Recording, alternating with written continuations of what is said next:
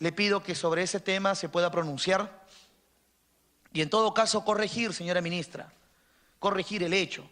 Estamos siguiendo paso a paso, fecha a fecha, este cronograma, como corresponde, es nuestra función.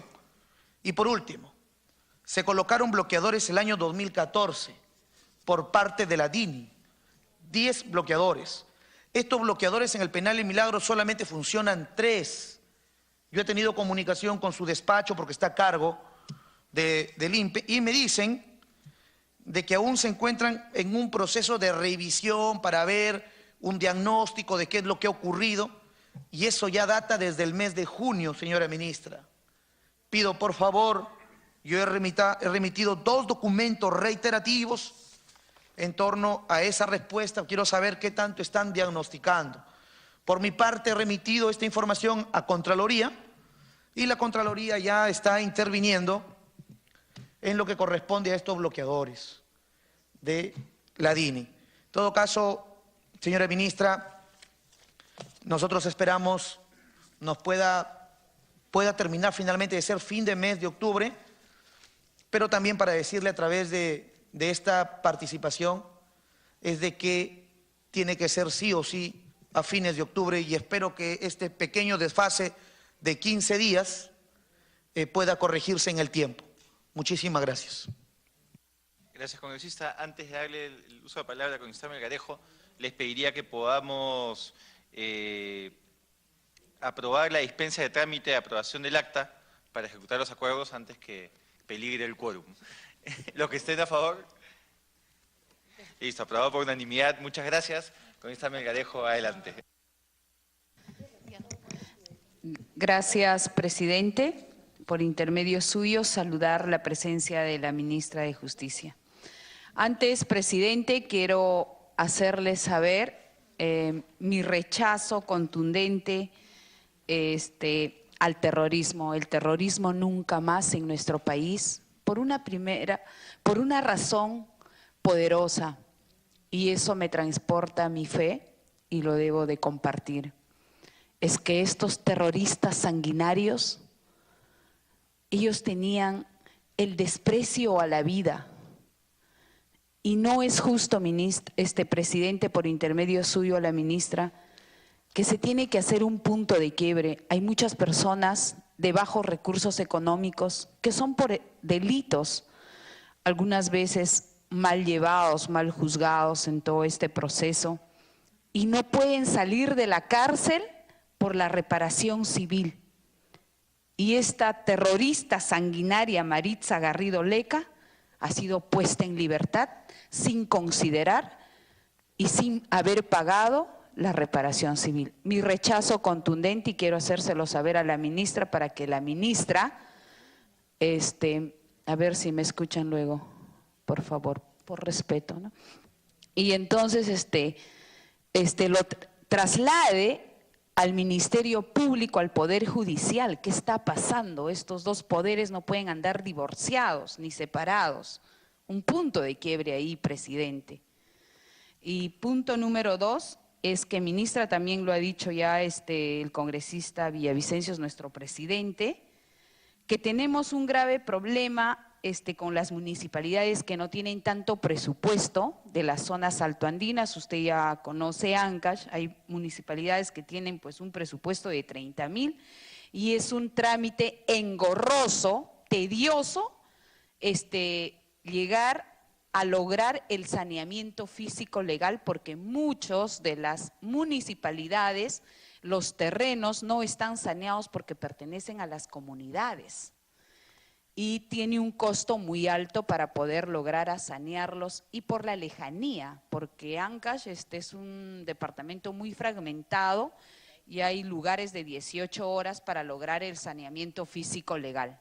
Eso es por un lado, que se tiene que resolver ese problema para que se puedan desarrollar las obras de educación, de salud. No podemos tener, y si le tenemos que dar una mirada al Perú profundo, a las zonas altoandinas, a las comunidades donde necesitamos los colegios, es un trámite muy tedioso y costoso, ministra. No sé, algo tiene que hacer su ministerio para poder condonarles ese trámite y que es costoso. Punto número 3, Alan, por favor. Ya. Gracias, presidente. Ya. Y el punto número 3 es sobre el penal tanto de Huaraz y también del Santa, ¿no? Hay mucho en Ancash. Quiero, por intermedio suyo, presidente, hacerle llegar acá de algunos que están ya con una sentencia, que hay una señora de 75 años ministra en Huaraz, ya le falta 2 mesecitos para que cumpla su sentencia, 8 años, y tiene 75 años, y ya yo creo que le deben de condonar, y sus buenos oficios técnicos, como su propio nombre lo dice, ejecutivo, para que se le pueda condonar. Después hay otro caso de 81 años, de 68 años, también que su ministerio pueda atender a Huaraz, y acá tengo la relación, le voy a entregar personalmente y sé que puede darle la solución la semana próxima, ¿no? Yo creo, por intermedio suyo, presidente. Gracias, solo eso. Gracias, congresista. Si no hay más intervenciones, le damos el uso de palabra a la ministra para que responda a las preguntas y consultas. Sí, muchas gracias, presidente. Muy rápidamente a absolver las consultas en el orden en el que fueron planteadas. Al congresista Rosas, en el tema de resocialización del interno y el plan contra el terrorismo, acá no es que se trate de exposiciones a la medida, es que por respeto a ustedes, uno es invitado a una comisión y se prepara para esa comisión y hay temas de especial interés. Obviamente preguntarán cosas de interés particular de su región, si puedo absolverlas, las absuelvo, por ejemplo, el caso específico del penal de Pucallpa. He podido solicitar la información, pero si no, ya sé que hay una preocupación sobre ese tema y se absuelve esa preocupación puntual que podría yo no tener en la cabeza. No es que no exista una política contra el tema terrorista, existe una política integral desde el gobierno, donde el Ministerio de Justicia cumple un rol. ¿Y cómo trabajamos nosotros la política contra el terrorismo? Y aquí quiero ser muy clara, con memoria. Eso es nuestro papel. Pero no solo con memoria, que hemos inaugurado 4 santuarios de memoria. La congresista Pariona nos ha acompañado a los 4. El último es el caso Soras. ¿Y por qué lo menciono acá? Porque fue acá, en este congreso, donde se inició la investigación del caso Soras. Y gracias a ese caso Soras, donde Quispe Palomino es el ejecutor material, mató a 117 personas a machetazos y a pedradas un 16 de julio en el año 83. Gracias a ese caso es que no van a salir en libertad Marta Liendo y Osman Morote. Entonces, claro que es importante la memoria y claro que es importante lo que han mencionado ustedes ahora sobre que cada uno de nosotros cumpla su rol. En esa época, el Congreso gestionó el dinero para el ADN y con ese dinero se lograron identificar los cuerpos y se abrió el proceso, se abrió la denuncia y como Abimael Guzmán reivindica la masacre de Soras, se pudo incluir a la cúpula de Sendero y por eso es que no están en libertad. Entonces estamos haciendo un esfuerzo de memoria, como repito, hemos hecho 4 lugares de memoria con la comunidad, recordándole a la comunidad por qué se encontró expuesta esa situación y la verdad es que ahora nosotros parece que ese es nuestro trabajo desde SEMAN. Además hemos abierto el registro único de víctimas y hemos incorporado a policías y a militares que son víctimas y que no recibieron la reparación individual que merecen y la reparación en temas de educación. Hoy día hemos estado en un homenaje a los héroes de la democracia en el Palacio de Gobierno, pero también con la policía, con las personas que han fallecido, con las viudas, con los huérfanos y también con los que quedaron con alguna discapacidad por una mina o por un atentado terrorista. Yo creo que es muy importante que trabajemos la memoria de la gente, que no se olviden el daño que generó el terrorismo y también algunas violaciones a derechos humanos que se cometieron en nombre de la lucha contra el terrorismo, manchando el honor de los principales defensores de derechos humanos. Lo dijo el general Miyashiro, que obviamente independientemente de posiciones políticas y demás, nadie puede negar que es un héroe que todos tenemos que tratar con respeto y cuya senda respetar. Bueno, él dijo algo que yo comparto absolutamente. Los principales defensores de derechos humanos son la policía y las Fuerzas Armadas. Yo creo que hay que tener un poco de memoria y decirle a los delincuentes lo que son, pues al terrorista, terrorista, ¿no? Sin eufemismos. Trabajamos ahora con víctimas civiles, policías y militares. Hay 139.277 víctimas directas, 84.520 familias en el registro único de víctimas. Está terminantemente prohibido por la ley que se inscriba un terrorista o un procesado por terrorismo.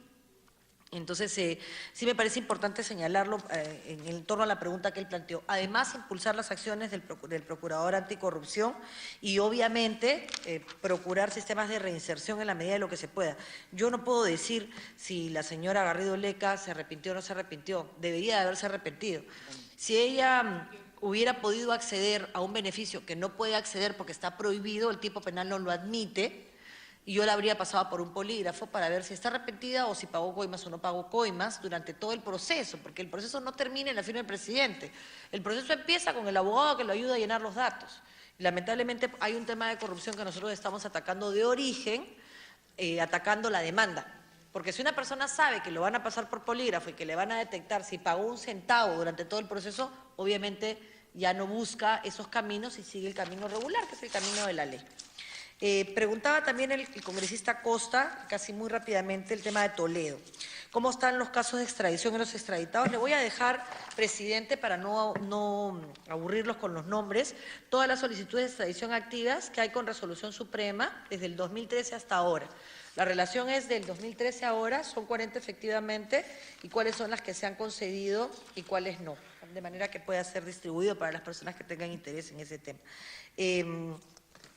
Adicionalmente, ¿cuánto demoran? También le voy a dejar, congresista, una copia del apéndice del informe del estudio Foley-Hack, que efectivamente habla entre 2 años y meses y 4 años y meses.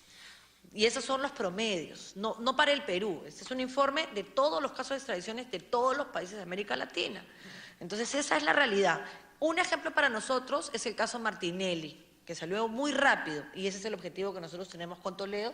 También le voy a dejar una copia, si por favor se la pueden entregar al presidente, de manera que pueda distribuir este apéndice del informe. Es un informe reservado, pero yo sé que lo van a manejar ustedes como corresponde, y además esto es data de América Latina, que en realidad no contiene ninguna información que no se pueda distribuir. Si puede distribuirla, por favor, entre los congresistas participantes. Bien, esto ha sido lo que ha acontecido hasta el momento en la Comisión de Justicia y Derechos Humanos que preside el congresista Alberto de Belaúnde, donde se ha presentado la ministra del sector, María Soledad Pérez Tello, para sustentar precisamente el proyecto de ley del Poder Ejecutivo respecto de la creación del Consejo Interinstitucional Permanente de Cooperación, Coordinación y seguimiento de las políticas en materia de justicia, interjusticia, además de los avances en el Plan Nacional de Derechos Humanos 2017-2021. Pérez Tello dijo, además, sobre las medidas anticorrupción, ha destacado la creación del Registro Nacional de Sanciones contra los servidores civiles e impulso de acciones para su implementación a fin de garantizar la integridad en la administración pública, evitando el ingreso o permanencia en el Estado de personas condenadas por delitos de corrupción. También se refirió a la política nacional contra el lavado de activos y financiamiento del terrorismo y la política nacional de integridad y lucha contra la corrupción. En esos momentos está respondiendo a algunas de las interrogantes y preocupaciones de los miembros de la Comisión de Justicia y Derechos Humanos. Nosotros a esta hora de la tarde nos trasladamos